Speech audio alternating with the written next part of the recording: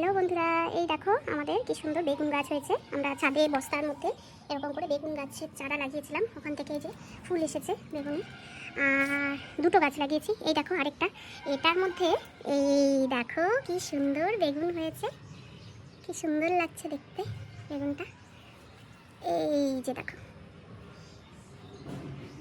এই যে একটার মধ্যে হয়েছে আর একটার মধ্যে হয়নি, এখনো ফুল এসেছে, জানি না হবে কি না। এই যে বন্ধুরা দেখো আরেকটা জিনিস, এটা হলো স্ট্রবেরি গাছ। এটা আমার গাছটার বয়স হবে 2 বছর। এর আগের বারও ফল হয়েছিল, এবারও দেখো কি সুন্দর সুন্দর ফল হয়েছে।